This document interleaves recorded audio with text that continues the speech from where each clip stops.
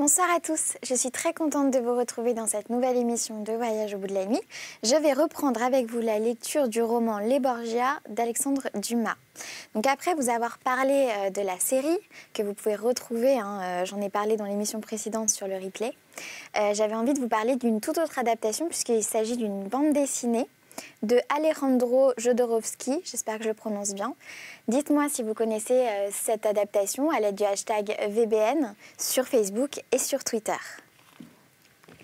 Mais reprenons tout de suite notre lecture.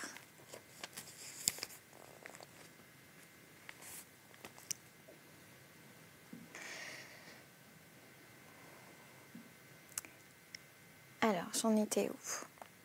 Ah oui, en conséquence, il nomma Gilbert de Montpensier, de la maison de Bourbon, son vice-roi. De la maison de Bourbon, son vice-roi. Daubigny, de la maison Stuart d'Écosse, lieutenant en Calabre. Étienne de Vèze, commandant de Gaète, et Don Julien. Gabriel de Montfaucon, Guillaume de Villeneuve, Georges de Silly, le bailli de Vitry, et Gradiano Guerra, le gouverneur de Santo Angelo, de Manfredonia, de Trani, de Catanzaro, de l'Aquila et de Sumona. Puis, laissant aux représentants de ses droits la moitié des Suisses, une partie des Gascons, 800 lances françaises et environ 500 hommes d'armes italiens, ces derniers sous le commandement du préfet de Rome, de Prosper et de Fabrice Colonna, d'Antonio Savelli, de Prosper et de Fabrice... d'Antonio Savelli, il sortit de Naples le 20 mai, à 2h de l'après-midi, pour traverser toute la péninsule italienne avec le reste de son armée, qui se composait de 800 lances françaises et de 200 gentilshommes de sa garde et de ses 100 hommes d'armes italiens, des 3000 fantassins suisses, de 1000 Français et de 1000 Gascons. Il comptait en outre être rejoint en Toscane par Camille Vitelli et ses frères, qui devaient lui amener 250 hommes d'armes. 8 jours avant son départ de Naples, Charles VIII avait renvoyé à Rome Monseigneur de Saint-Paul, frère du cardinal de Luxembourg. Et au moment où il allait se mettre en route, il expédia de nouveau l'archevêque de Lyon. Tous deux avaient mission d'assurer Alexandre que le roi de France était dans le désir le plus sincère et dans la plus ferme volonté de demeurer son ami. En effet, Charles VIII ne désirait rien tant que de détacher le pape de la Ligue afin de s'en faire un soutien spirituel et temporel. Mais un jeune roi ardent, ambitieux et brave n'était pas le voisin qui convenait à Alexandre.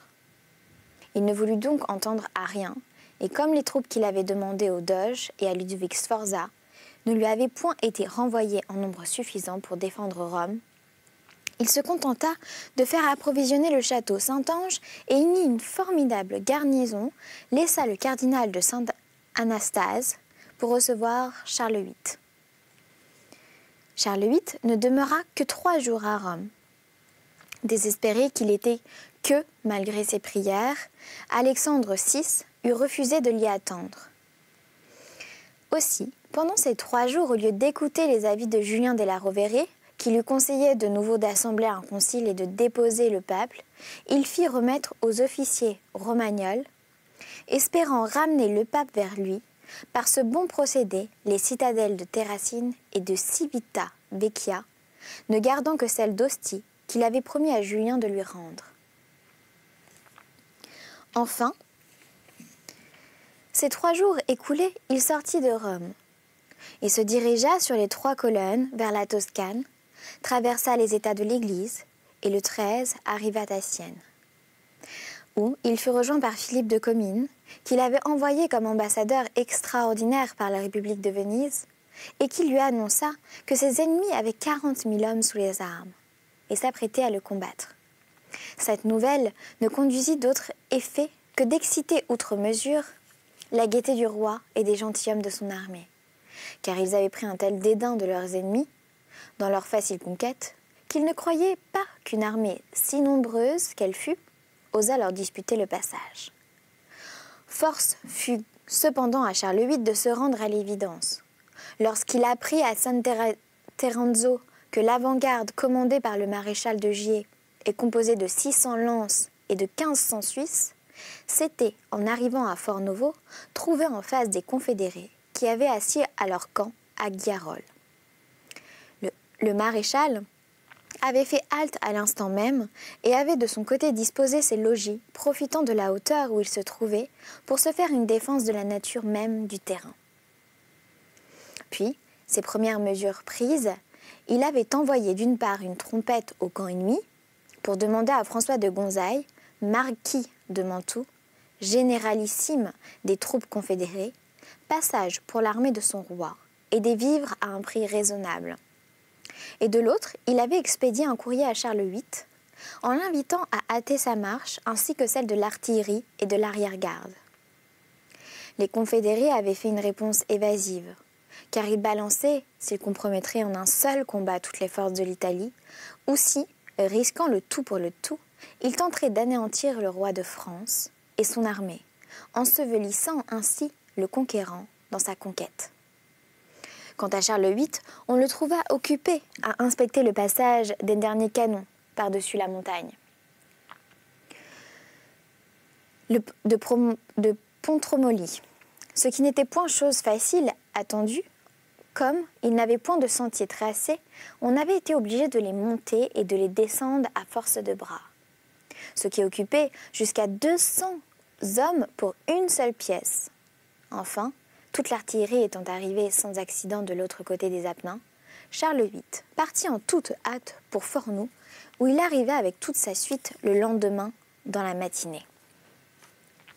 Au sommet de la montagne, où le maréchal de Gier était campé, le roi de France découvrait à la fois son camp et celui de l'ennemi.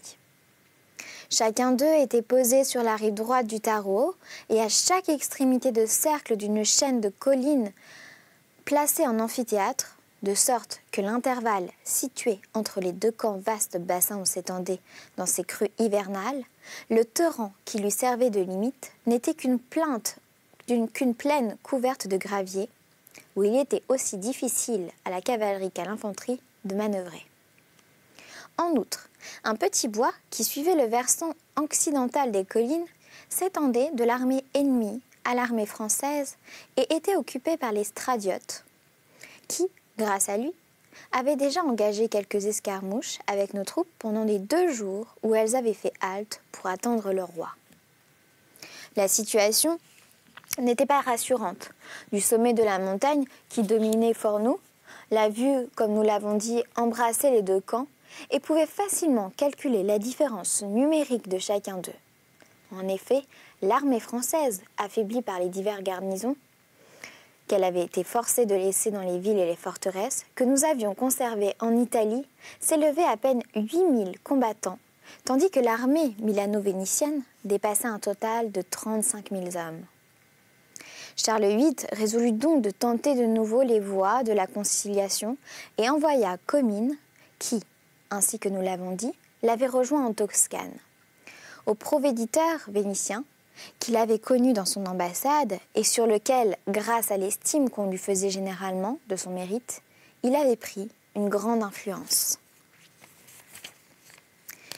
Il était chargé de dire, au nom du roi de France et au chef de l'armée ennemie, que son maître ne désirait rien autre chose que de continuer sa route sans faire ni recevoir aucun hommage, et en conséquence, il demandait un passage libre à travers ces belles plaines de la Lombardie qui, des hauteurs d'où il était placé, se déroulaient à perte de vue jusqu'au pied des Alpes. Comines trouva l'armée confédérée en grande distension. La vie des Milanais et des Vénitiens était de laisser passer le roi sans l'attaquer. Trop heureux, disait-il, qu'il abandonna ainsi l'Italie sans avoir causé d'autres dommages. Mais les ambassadeurs d'Espagne et d'Allemagne pensaient autrement que leurs alliés. Comme leur maître n'avait point de troupes dans les armées et que les dépenses qu'ils devaient faire étaient faites, ils ne pouvaient que profiter à une bataille, puisque gagné, ils recueillaient les fruits de la victoire et perdu, ils n'éprouvaient aucunement les dommages de la défaite. Cette dissidence dans les opinions fit qu'on remit au lendemain la réponse à faire à Comines et qu'on l'arrêta que le lendemain, il aurait une nouvelle conférence avec un plénipotentiaire que l'on nommerait pendant la nuit. Cette conférence devait se tenir entre les deux armées. Le roi passa la nuit dans une grande inquiétude. Toute la journée, le temps avait menacé de tourner à la pluie. Et nous avons dit avec quelle rapidité croissait le Tarot, la rivière, guéable encore aujourd'hui, pouvait donc dès le lendemain présenter un obstacle insurmontable. Et ce délai n'avait été demandé peut-être que pour empirer encore la position de l'armée française. En effet, la nuit fut à peine venue qu'un orage terrible se déclara, et tant que dura l'obscurité, il emplit l'Apennin de rumeurs et sinua le ciel d'éclairs. Au point du jour, cependant, il parut se calmer peu à peu. Mais déjà le Tarot, qui la veille n'était encore qu'un ruisseau, était devenu un torrent et montait rapidement le long des rives. Aussi, dès 6 heures du matin, le roi, déjà armé et à cheval, appela Comines et lui ordonna d'aller au rendez-vous que lui avaient assigné les provéditeurs vénitiens. Mais à peine achevait-il de lui donner cet ordre que l'on entendit de grands cris à l'extrême droite de l'armée française. Les stradiotes, grâce au bois, qui s'étendait entre les deux camps, avaient surpris un poste. Et après l'avoir égorgé, ils emportaient, selon leurs habitudes, les têtes des morts à l'arçon de leurs selles. Un détachement de cavalerie s'était mis à leur poursuite, mais, pareil à des bêtes fauves, ils étaient rentrés dans les bois qui leur servaient de retraite. Ils y avaient disparu. Cet engagement inattendu, préparé selon toutes les probabilités par les ambassadeurs espagnols et allemands, produisit toute la ligne l'effet d'une étincelle sur une traînée de poudre. Comines, de son côté, et les provéditeurs vénitiens de l'heure tentèrent vainement de suspendre le combat de part et d'autre, des troupes légères, pressées, d'escarmouchés, et n'écoutant, comme c'était assez l'habitude à cette époque, que l'impulsion dangereuse du courage personnel, en était venue aux mains, descendant vers la plaine comme dans un cirque, et cherchant à faire de belles armes. Un instant, le jeune roi, entraîné par l'exemple, fut sur le point d'oublier aussi sa responsabilité de général pour agir en soldat. Mais le maréchal de Gier, Messire Claude de la Châtre et M. de Guise et de Trimouille arrêtèrent ce premier élan et déterminèrent Charles VIII à prendre le parti le plus sage, qui était de traverser le Tarot sans chercher le combat, mais aussi sans l'éviter. Si les ennemis passant de l'autre côté de la rivière tentaient de nous fermer le passage, en conséquence, le roi, d'après les avis de ses plus sages et de ses plus vaillants capitaines, disposa ainsi ses batailles. La première comprenait l'extrême avant-garde et un corps destiné à la soutenir. Elle comptait l'avant-garde, 350 hommes d'armes, les meilleurs et les plus braves de l'armée, commandés par le maréchal de Gier et par Jacques Trivulus. Et dans le corps qui suivait 3000 Suisses, sous la conduite d'Angelberg, de Clèves et de Lornay, grand écuyer de la reine, puis venaient 300 archers de la garde que le roi avait fait mettre à pied pour qu'ils puissent soutenir la cavalerie en combattant dans les intervalles. Dans la seconde bataille, dirigée par le roi en personne, qui formait le corps d'armée, se composait de l'artillerie commandée par Jean de Lagrange, des 100 gentilshommes de la garde, dont Gilles Caronel portait la bannière, des pensionnaires de la maison, sous les ordres d'Aymar de Prie, des Écossais, de 200 albétriers à cheval et du reste des archers français, conduits par M. de Crussol.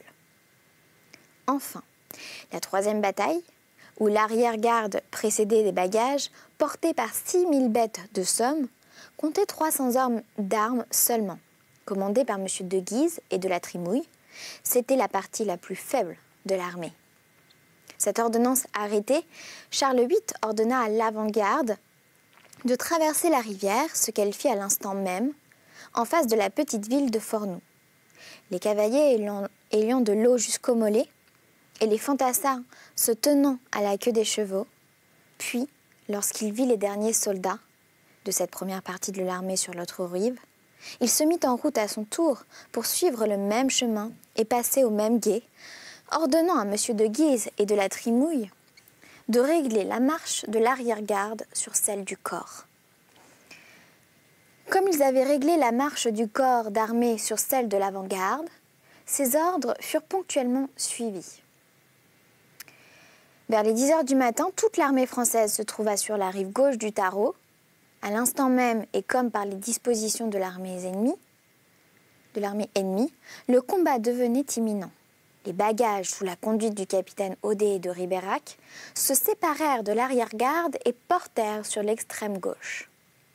En effet, François de Gonzague, général en chef des troupes confédérées, avait réglé ses dispositions sur celles du roi de France.